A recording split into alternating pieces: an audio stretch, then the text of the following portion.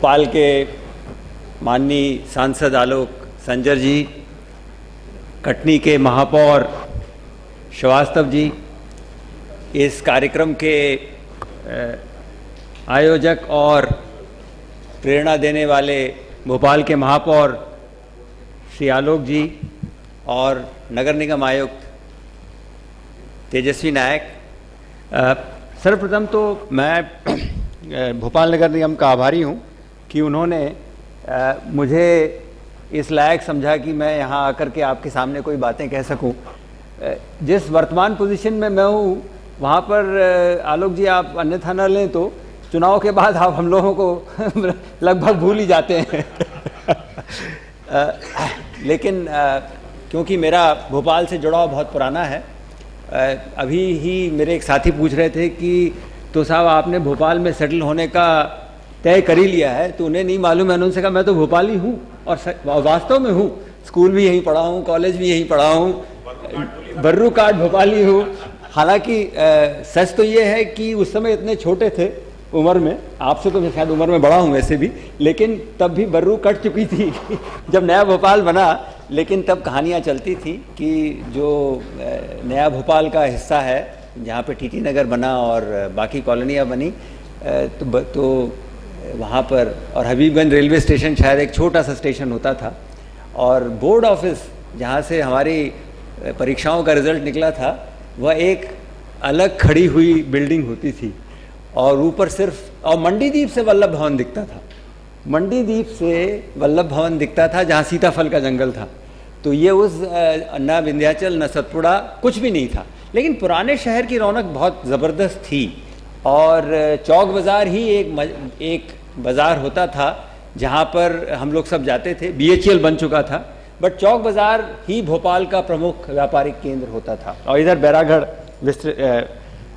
विकसित हो रहा था। मुझे इस बात की, जब मुझे बुलाया गया और तेजस्वी नायक ने मुझसे कहा कि आपको आज अंतिम वक्ता के रूप में बोलना है, तो मैंने उनसे पहले पूछा कि मैं सरकारी कॉन्फ्रेंसों को जानता हूँ, लास्ट में तो कोई बचता ही नहीं है उसने, तो क्या तुम मुझे खाली हॉल में बुलाओगे?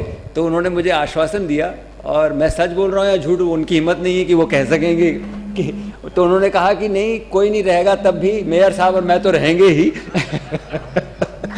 तो मेरे लिए वो काफ़ी है, क्योंकि आलोक जी, माननीय सांसद जी, आप मानेंगे कि किसी भी प्रयास में किसी भी नगर के लिए महापौर का और वहाँ के नगर निगम आयुक्त का पूरी तरह से जुड़ना अपने आप में एक बहुत बड़ी चीज़ होती है। उसके बिना ये संभव ही नहीं है, और उनकी पूरी टीम भी इसलिए जो उनके साथ जुड़ी हुई है उस आयोजन के लिए वे बधाई के पात्र हैं।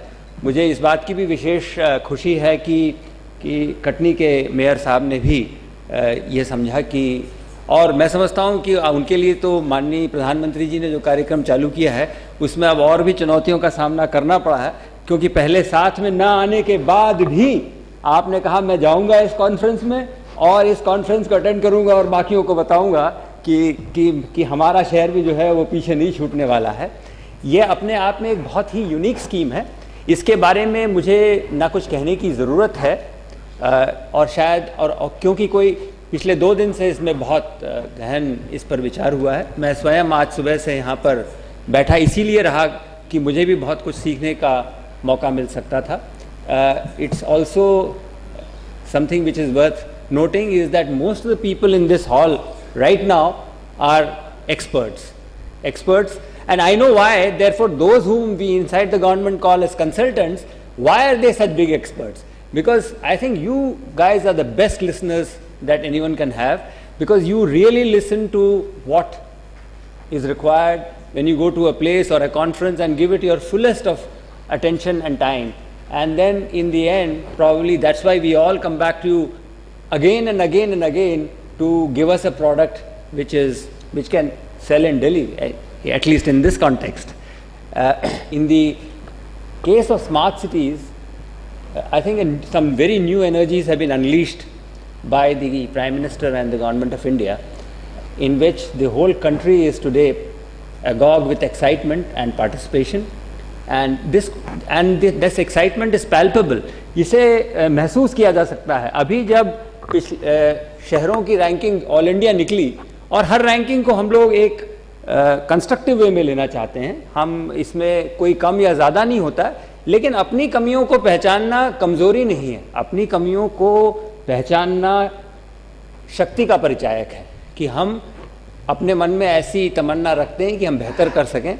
और जब मैसूर का नाम नंबर 1 पे हुआ और भोपाल का 100 के कुछ बाद का नंबर आया, तो बहुत सभी भोपालियों के मन में, मेरे मन में भी ये बात आई कि ऐसे कैसे हो सकता है, हमें तो अभी बहुत कुछ काम करना है। और मैं समझता हूँ उसके कुछ दिन बाद ही ये कॉन्फ्रेंस यहाँ हुई, जिसमें आज बहुत सारी बातें हो चुकी हैं। इसलिए मैं आपके समक्ष भूमिका के रूप में बहुत ज़्यादा समय नहीं लेना चाहूँगा, क्योंकि कोई नई बात नहीं होगी। माननीय सांसद भी हैं, वो भी शायद कुछ कहना चाहेंगे और उन्हें हम भी सुनना चाहेंगे। आज इसलिए बहुत कुछ पीछे न जाते हुए जो आज बातें हुई हैं, और विशेष करके DS मिश्रा जी ने जो प्रेजेंटेशन किया, और अगर हम भारत सरकार के अर्बन डेवलपमेंट मिनिस्ट्री की वेबसाइट पर जाएंगे तो उनमें वहाँ पे भी तमाम चीज़ें पोस्टेड हैं जिनसे पता चल सकता है कि आखिर क्या किया जा रहा है। स्मार्ट सिटी की परिकल्पना जब की गई थी तो मैं समझता हूँ कि हम सबके मन में ये प्रश्न आया था कि आखिर ये स्मार्ट सिटी है क्या, और उस पर हम नहीं जाएंगे। मेरी भी जिज्ञासा बढ़ी, मैंने भी नेट पर जाकर के कुछ सर्च करने की कोशिश करी, तो दुनिया भर में मोस्ट लिवेबल सिटीज़ के बारे में बार बार जिक्र आया, मोस्ट लिवेबल सिटीज़। और 2015 की जो भी संस्था इस रैंकिंग को करती है, उसने जो रैंकिंग निकाली उसमें जो 5 शहर सबसे ऊपर हैं, उनमें से 6 शहर 5 रैंक पे, चौथे या 5वें नंबर पे शायद 2 शहर हैं, उनमें से 2 ऑस्ट्रेलिया के, 3 कनाडा के और 1 यूरोप का इस बार ऐसा हुआ है।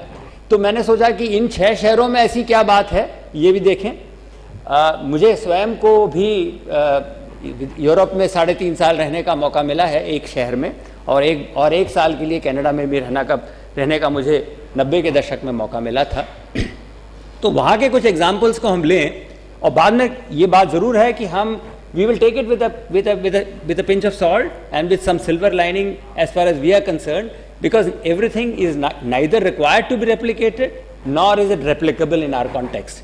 But to understand our context better, it's probably good to appreciate what after all is smart, and if it is livable, making a city livable, what exactly is it.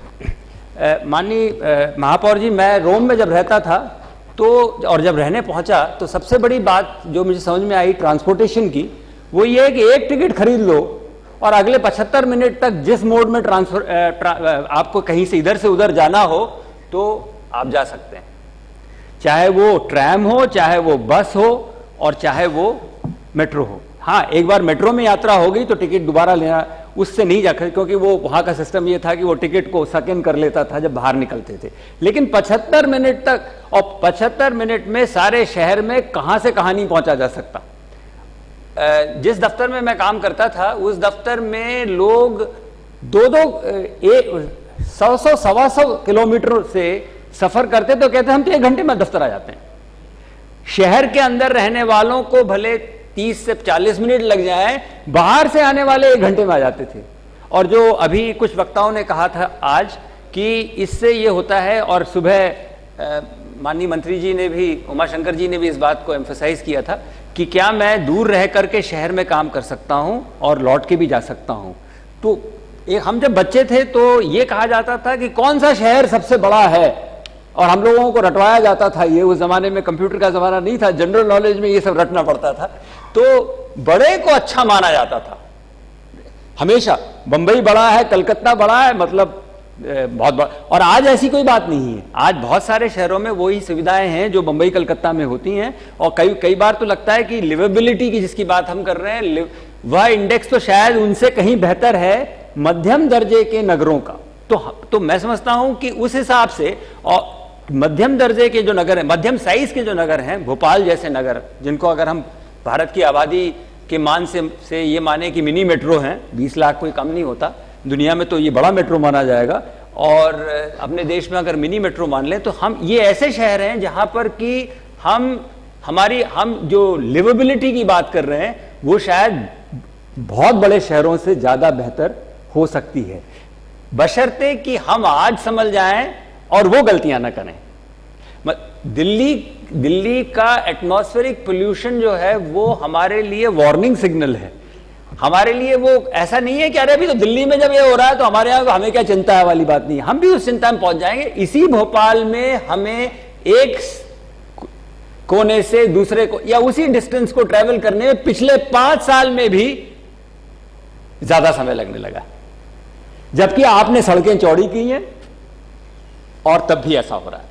तो क्या बातें हैं जो अभी मेरे पहले जो पीडब्ल्यूसी के साहब थे, बीजू साहब, उन्होंने जो बड़ा अच्छा प्रेजेंटेशन किया उसमें भी कुछ बातें आई सामने। 3 सच्चाइयां हैं सर।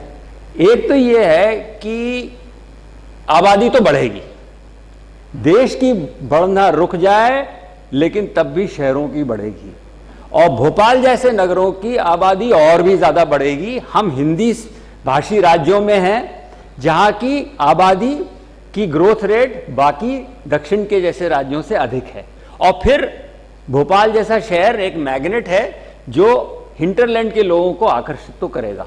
तो चाहे इकोनॉमिक अपॉर्चुनिटी बढ़े या न बढ़े, आबादी बढ़ेगी। अब चुनौती यह है, और दूसरी तरफ अगर शहर अच्छा होगा, और जैसा कि अभी मेरे पूर्व वक्ता ने कहा, तो इन्वेस्टमेंट आएगा, तो ये जो बढ़ती आबादी है इसके लिए इकोनॉमिक अपॉर्चुनिटी बढ़ेगी। परंतु इन दोनों के बीच में वही बात है लिवेबिलिटी वाली, और कंपटीशन की बात भी जो है वो भी यही है कि जो शहर ज्यादा अच्छा होगा वहां ज्यादा बेहतर इन्वेस्टमेंट आएगा। आबादी तो दोनों जगह आने वाली है, इस शहर में भी आने वाली है, दूसरे शहर में भी आने वाली है, बढ़ करके बाहर से भी, और हमारी आबादी भी बढ़ेगी। और भोपाल से बड़े नगरों में भी ये चुनौती रहेगी, लेकिन भोपाल जैसे नगरों में और भोपाल से छोटे नगरों में, जहां से कटनी जैसे शहर के महापौर आए हुए हैं, वहां की चुनौती भी भोपाल से कम नहीं होगी। वो वहां पे भी यही होगा कि अगर आपका शहर बेहतर है तो बेहतर इन्वेस्टमेंट होगा, हर तरह का एजुकेशनल इंस्टीट्यूशन वहां आएंगे, और उससे सुविधाएं बढ़ेंगी। इसका मतलब है कि लोग भी आएंगे और उन्हें क्वालिटी ऑफ लाइफ जो है वो बेहतर मिलेगी। तो पहली बात तो ये कि आबादी बढ़ेगी। दूसरी ये कि क्या हम अपने शहरों को इतना अच्छा बना सकते हैं कि वे ऐसी बढ़ती हुई आबादी के लिए इकोनॉमिक अपॉर्चुनिटी पैदा कर सकें। पर लेकिन वहां तक बात सीमित नहीं है। परंतु उससे पूर्व जो मिश्रा जी आज सुबह कह गए और जिन पैरामीटर्स पे उन्होंने बात की, उस पर लौटते हुए सबसे पहले मन में बात ये आई थी कि कैसे हो सकता है ये इतना बड़ा, कौन सा ये प्रोग्राम है हजारों करोड़ों का जो माननीय प्रधानमंत्री चाहते हैं कि लागू हो जाए। तो इसलिए स्ट्रेटेजी बिल्कुल सही है, और now we have reached a stage where it is now going into some kind of a deductive and reductive mode. Competition है, कंपटीशन से एनर्जी अनलीश हो रही है, संख्या कम होती जाएगी। आप एक मॉडल अपने यहाँ पे इंप्लीमेंट करेंगे, अगर सक्सेसफुली कर लेंगे तो रेप्लिकेबिलिटी की ताकत बढ़ जाएगी। तो ये सारा जो मैसेज है वो ये नहीं है कि हम, माननीय प्रधानमंत्री ये नहीं कह रहे हैं कि मैं तुम्हारे शहर को आकर के चमका दूंगा, वो कह रहे हैं कि हम आपको मौका दे रहे हैं कि आप क्या कर सकते हैं जरा देखिए। तो हमारे लिए केवल केंद्र से जो राशियां मिलनी है उनकी तरफ ही अपने को सीमित नहीं रहना है, बल्कि उसका भी उपयोग अच्छी तरह हो सके और हम और ज्यादा इन्वेस्टमेंट अट्रैक्ट कर सके, ऐसे सिस्टम्स बनाने हैं। ये हमारे लिए मौका है। उन्होंने सुबह दूसरी बात ये भी बताई थी कि 3 मॉडल हैं, उनमें से एक को आप चुन सकते हैं। रेट्रोफिटिंग का मॉडल है, रीडेंसिफिकेशन, नो ही सेड रीडेंसिफिकेशन का है, और ग्रीनफील्ड का है। उनमें से एक, या हो सकता है एक से ज्यादा आप चुन सकें, परंतु वह मॉडल ऐसा है जिसे हम फिर बाद में अपने शहर में और जगह पर भी रेप्लिकेट कर सकें। और इनसे भी ज्यादा महत्वपूर्ण है पैन सिटी। अब इतने सारे कारक हैं, उनमें से कौन से तय किए जाएं, ये एक चुनौती है। और ये बात जो है हमारे एक्सपर्ट्स जो हैं उनके साथ मिलकर के हमें एक ऐसा पैकेज बनाना होगा, और ये देखना होगा कि हम क्या ऐसा अपना प्रोजेक्ट रिपोर्ट बना सकते हैं जो वहां दिल्ली में भी हमको मान्य हो और हमारी जनता भी मान्य कर सके। अब यूरोप की बात जो मैंने की, ऑटवा की भी करना चाहूंगा। सर 1990-91 में जब मैं ऑटवा में रहता था, तो और वहां बात ही नहीं होती इसकी, वहां बहुत अच्छा BRTS सिस्टम था, और उस समय वहां उस शहर ने निर्णय लिया कि हम मेट्रो नहीं बनाएंगे, क्योंकि मेट्रो में इन्वेस्टमेंट बहुत ज्यादा है और BRTS में बहुत कम है, और बहुत ही सुविधा युक्त बस सर्विस चलती थी। तो ऐसी बातें हमारे शहर की क्या हो सकती हैं हमें किसी की नकल की जरूरत नहीं है, टेक्नोलॉजी उपलब्ध है, एक्सपर्ट्स उपलब्ध हैं, हम क्या चूज कर सकते हैं, ये हमें तब शायद देखने की आवश्यकता है। मैं क्षमा चाहूंगा, मैंने बहुत सारे नोट्स लिख लिए, तो इनमें से कुछ बातें मैं आपके सामने रखना, तो मैं 11 बातें आपके सामने रखना चाहता हूं। उनमें से पहली तो शायद मैं कह चुका हूं कि शहर में भीड़ बढ़ेगी, और यह ऐसी भीड़ बढ़ेगी जो कि शायद यूरोप में ऐसी चुनौती बहुत छोटे स्तर पर उनके लिए 18वीं सदी में इंडस्ट्रियल रेवोल्यूशन के टाइम पे आया था, जब अर्बनाइजेशन शुरू हुआ 19वीं सदी में, 18 और फिर 19 में। लेकिन हमारे लिए इट इज एवर प्रेजेंट। तो उस चुनौती को क्या करें, नंबर 1। दूसरा ये कि हम आगे ये क्या, तो ऐसा करते समय हमें इस बात का ध्यान रखना होगा कि smart city upper middle class और मिडिल क्लास के लिए केवल नहीं है। हम कहीं ऐसा ना हो जाए कि जिस तबके के हम लोग यहाँ बैठे हैं, हम अपने ही बारे में, अपने जैसी लोगों की चिंताओं से तक सीमित हो जाएं। उस मामले में जो जनप्रतिनिधि होते हैं वो ज़्यादा सजग होते हैं, और यह एक अच्छी बात है, क्योंकि हमारे शहरों में सबसे ज़्यादा संख्या लोगों की इकोनॉमिक लैडर में नीचे जो लोग हैं, कम या ज़्यादा मैं नहीं कह रहा हूँ, इकोनॉमिक लैडर में जो नीचे लोग हैं उनकी संख्या बहुत ज़्यादा है। तो कोई भी, और मैं समझता हूँ दिल्ली में भी इस बात को अप्रिशिएट किया जाएगा कि हम जो अपना प्रोजेक्ट बना रहे हैं उसमें अपने शहर में ऐसे लोगों के लिए भी क्या बेहतर होने जा रहा है, इस बारे में सोल्यूशन हम या प्रपोजल हम अपने उसमें अंगीकार कर रहे हैं। IT is not an and in itself, IT is only a technology, a facilitator and a golden opportunity which has come our way in the 21st century to help us find solutions. But it's not an end in itself. A smartphone in my pocket is not an end in itself. What we need to see is that how does it serve my purpose? And therefore, and this has to go down to that 70 or 80% of the population in the city. And that is the kind of people who are also going to migrate into the city. The number of people migrating into the city will be at that level of educational qualification and attainments. Those are the people who will come. They are the people, and we also don't want jobless growth.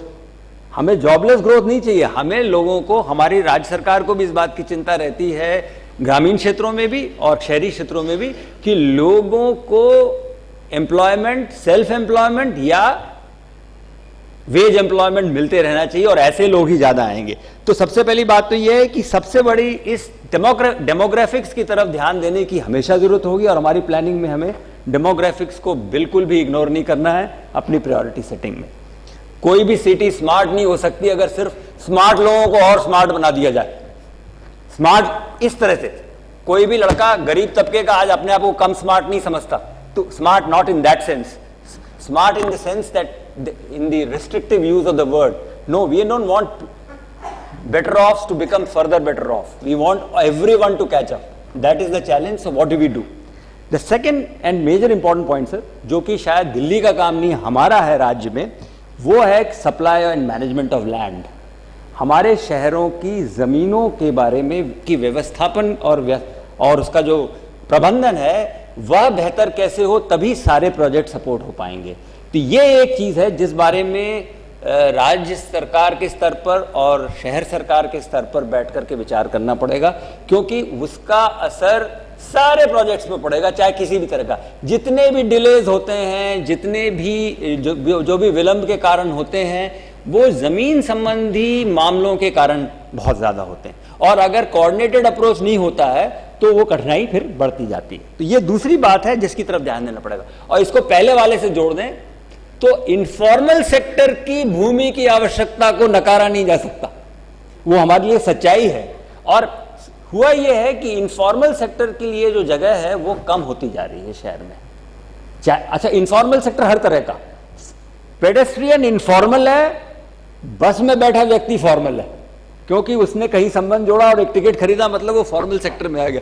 पैदल अपने आप चलने वाला informal sector का, हम भी होते हैं। इसी शहर में और मध्य प्रदेश के हर शहर में पेडेस्ट्रियन के लिए सुविधाएं कम होती जा रही हैं। गाड़ी में बैठा आदमी अपने आप को ज्यादा महत्वपूर्ण समझता है, ये भूल जाता है कि वो भी उतर के उसे भी चलना होता है, और इसीलिए गाड़ी से बैठ के गाड़ी में इससे ही उतरना चाहता है छोटे से छोटे डिस्टेंस को। तो लास्ट माइल कनेक्टिविटी के इश्यूज जो बढ़ते जा रहे हैं वो इसीलिए बढ़ते जा रहे हैं क्योंकि या तो भूमि की उपलब्धता नहीं है, चुनौती कम नहीं है सर, आप रोड चौड़ी करते हैं, प्लानिंग करते हैं, जगह खाली छोड़ते हैं, उस पर आकर के कोई बैठता है तो आप वो भर जाती है, लेकिन वो इसलिए बैठता है कि उसके पास में और कोई विकल्प नहीं है, हमने उसके बैठने की व्यवस्था की नहीं।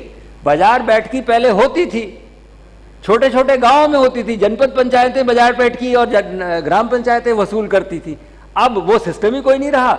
अब कहीं तो अच्छा, वो वहां इसलिए नहीं बैठा है कि उसकी हॉबी है, वो वहां इसलिए बैठा है कि हम और आप जाकर उससे सब्जी खरीदते हैं, उसकी आजीविका चलती है, हमारे लिए सर्विस प्रोवाइडर है वो।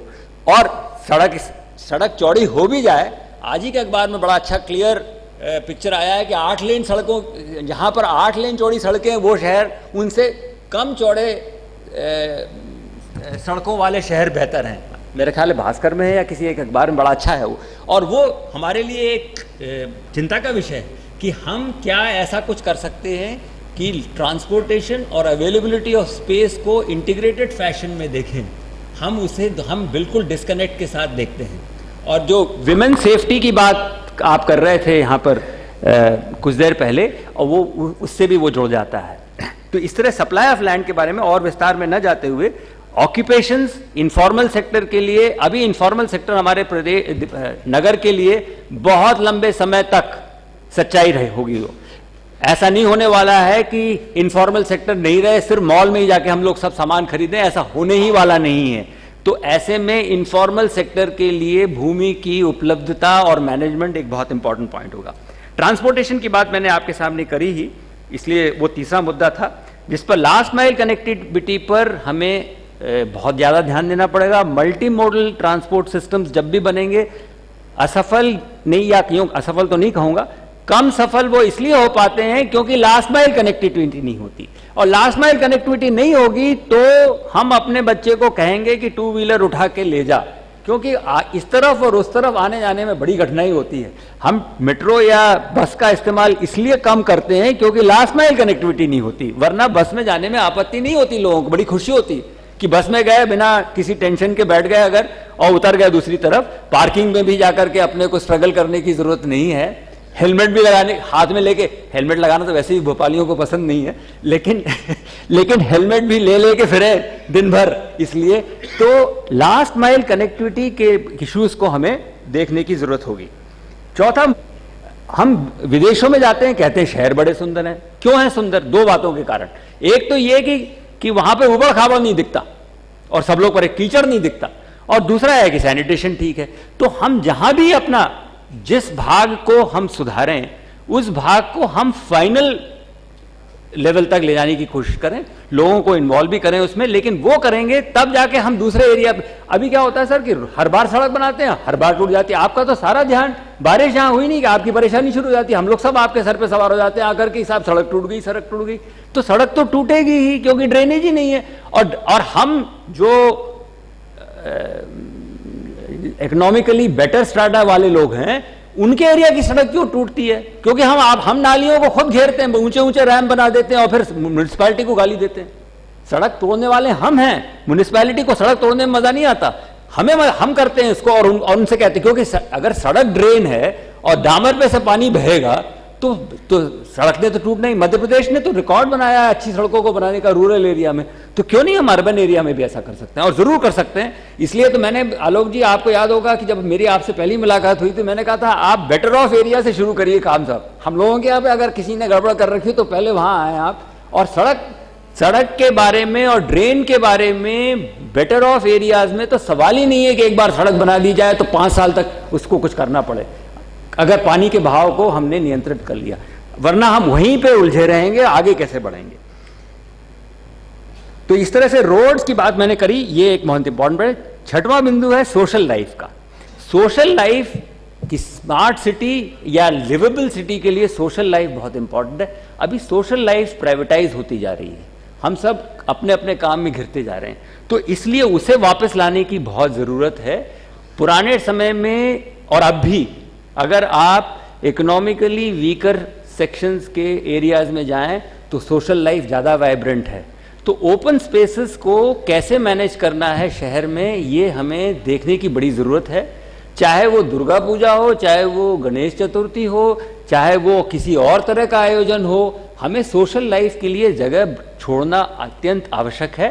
अब क्योंकि शहर का की आबादी का घनत्व बढ़ जाएगा, ट्रैफिक बढ़ जाता है, तो अगर हम सड़क पर पंडाल लगाते हैं तो आप कहते हैं हटाइए, तो कहाँ जाएं फिर, बाकी जगह कोई छुट्टी नहीं है तो सड़क पर लगाना पड़ता है और फिर मार्ग अवरुद्ध होता है। तो सोशल लाइफ, और इस तरह से सोशल लाइफ को जो है हम प्राइवेटाइज कर रहे हैं, सोशल लाइफ को हम बिल्कुल सीमित कर रहे हैं। इसीलिए हम शायद लैपटॉप और स्मार्टफोन इन पे ज़्यादा जुटे हुए हैं, क्योंकि मिलने जुलने की जगह कम रह गई है। तो उसकी तरफ भी स्मार्ट शहर तो वो है, हमारे लिए स्मार्ट शहर वो है जो हमारे समाज के काम में आए। तो उसमें ये ओपन स्पेसेस में केवल ग्रीन स्पेसेस ओपन स्पेसेस नहीं है, ग्रीन स्पेसेस तो ओपन स्पेसेस हैं ही बड़े, उनकी आवश्यकता है, लेकिन ऐसे भी ओपन स्पेसेस की हमेशा जरूरत पड़ेगी जहां पर कि वो ग्रीन भी नहीं हो, ओपन भी हो, एनक्रोच भी नहीं हो और सबके काम आए। It's a tall order, it's not so easy. कहना बहुत आसान है, लेकिन कहीं तो हमें शुरुआत करनी पड़ेगी, और पहले होता था। सातवां बिंदु पॉलिटिकल लाइफ और गवर्नेंस का। गवर्नेंस के बारे में बहुत कुछ कहा गया है, हमारे शहरों में भी बड़ा अच्छा काम हो रहा है, बहुत अच्छे इनिशिएटिव्स हैं, उसके बारे में मैं विस्तार से नहीं जाऊंगा।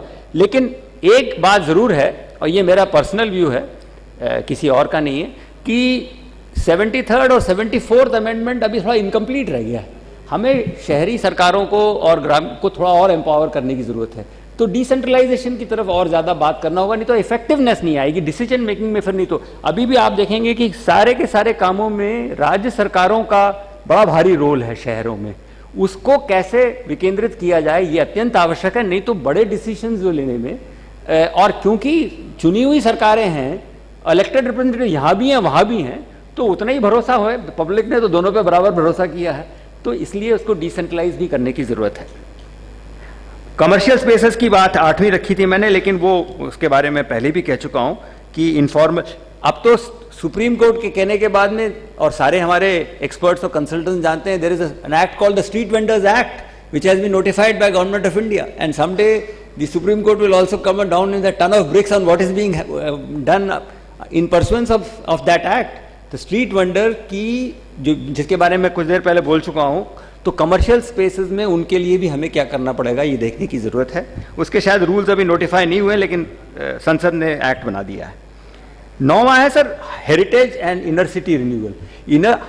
दुनिया भर में मोस्ट लिवेबल सिटीज में इनर सिटीज के रिन्यूअल की बात जो है वो बहुत इंपॉर्टेंट रही है, क्योंकि जो पुराना भाग होता है शहर का वह आबादी के मान से, घनत्व के मान से ज्यादा होता है और जगह कम होती है।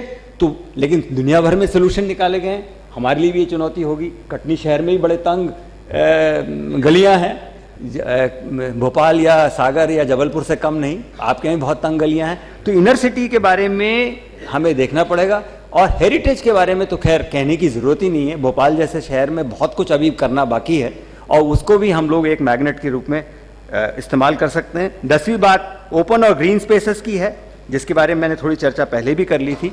भोपाल की सुंदरता ग्रीन स्पेसेस के कारण है।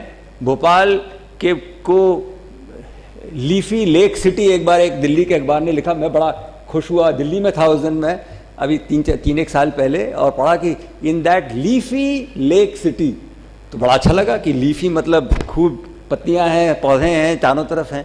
तो इस चीज़ को लेकिन हमें अपनी बाहर की कॉलोनियों में भी और ले जाने की ज़रूरत है।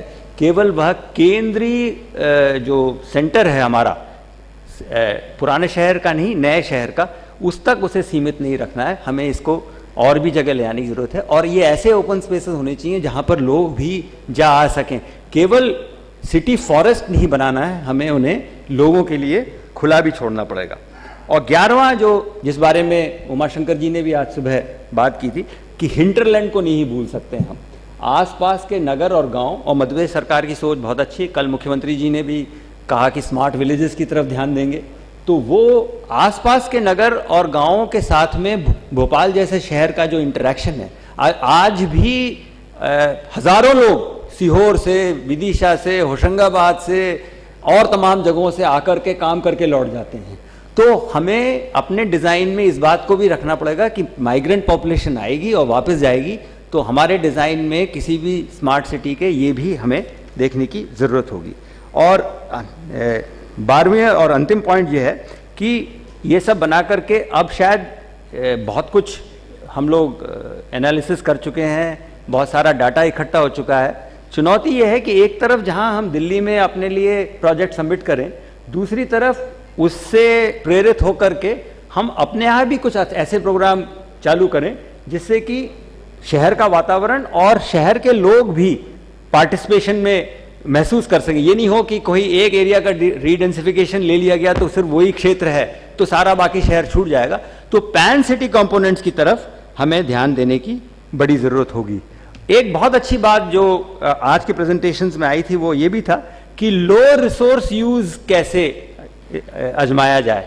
और लो रिसोर्स यूज हर तरह का, किस तरह का कि more out of every rupee, more out of every litre of water, क्योंकि पानी महंगा है। आप हमें बहुत सस्ते में पानी देते हैं, माननीय मुझे कहने में कोई वो नहीं कि पानी बिल्कुल आप मुफ्त में देते हैं हम लोगों को और हम खूब बिगाड़ते हैं उसको तो more out of every litre of water is extremely important, क्योंकि जो पानी आप लाते हैं वह महंगा है, सस्ता नहीं है। और हम सब जानते हैं जो सरकार में रहते हैं कि इंदौर शहर से पूछिए बताएगा कि आपको पानी कितना महंगा है, और भोपाल शहर का भी ये कोई कम हाल नहीं है। तो हर शहर का ये हाल हो रहा है। और more out of every unit of energy, तो जो अभी सस्टेनेबल यूज की बात हुई थी, तो ये एंड मैं समझता हूं more out of every unit space of land, ये 3 या 4 ऐसी बातें हैं जो शायद हमारे लिए लिटमस टेस्ट होंगी कि हम कैसे इन पर हम अमल कर सकें और अपने शहर को स्मार्ट भी बनाएं और लिवेबल भी बनाएं। और मैं समझता हूं कि आपके नेतृत्व में, आप लोगों के नेतृत्व में हम अगले 4 साल में